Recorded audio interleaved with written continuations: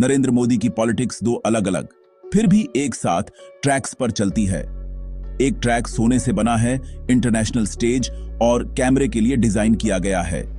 यह एक उभरते, ताकतवर भारत की इमेज दिखाता है, एक ग्लोबल लीडर जो समिट्स होस्ट करता है और दुनिया के सबसे प्रभावशाली लोगों से हाथ मिलाता है।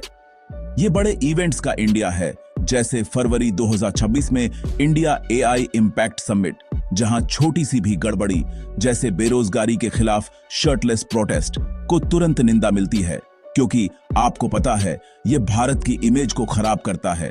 यह चेहरा बहुत ध्यान से बनाया गया है, ऑब्सेसिवली मैनेज किया गया है और बहुत सारे रिसोर्सेज से फंड किया गया है, ताकि तरक्की और ताकत की तस्वीर पर एक भी धूल का कण न लगे। यह दुनिया के लिए एक परफॉर्मेंस है, एक ध्यान से बनाई गई सच्चाई, जिसका मकसद लोगों को इंप्रेस करना और इन्वेस्टमेंट अट्रैक्ट करना है। दूसरा ट्रैक, हालांकि हमारे शहरों और गांवों की धूल भरी कच्ची गलियों से होकर गुजरता है। यह एक गहरा रास्ता है जो एकता पर नहीं बल्कि फूट डालने पर पनपता है। यह हम बनाम वे की राजनीति है, जहां वफादारी डेवलपमेंट से नहीं बल्कि डर और शक से हासिल की जाती है। यहां स्पीच इकोनॉमिक प्रोग्रेस के बारे में नहीं होती, बल्कि काल्पनिक दुश्मनों और पुरानी शिकायतों के बारे में होती है। यह चेहरा घरेलू दर्शकों को दिखाया जाता है, एक ऐसा चेहरा जो नाजुक चेतावनियों और जोरदार आरोपों की भाषा बोलता है। वही लीडरशिप जो एक शर्टलेस प्रोटेस्ट से अपनी ग्लोबल इमेज खराब होने की चिंता करती है, उसे देश की आत्मा को पहुंचाए जा रहे गहरे जख्मों से कोई फर्क नहीं पड़ता।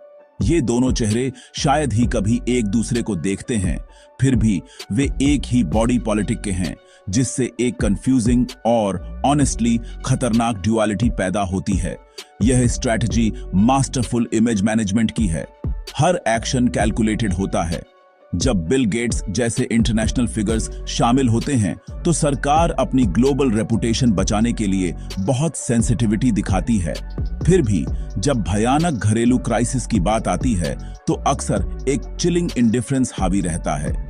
महिलाओं के खिलाफ हिंसा की रोजमर्रा की रियलिटी पर गौर करें, जिसमें सरकारी डेटा खुद चौंकाने वाले नंबर बताता है। मेरठ और ओडिशा में 2026 की शुरुआत में हुए गैंगरेप जैसे मामले शायद ही नेशनल इमरजेंसी के तौर पर दर्ज होते हैं।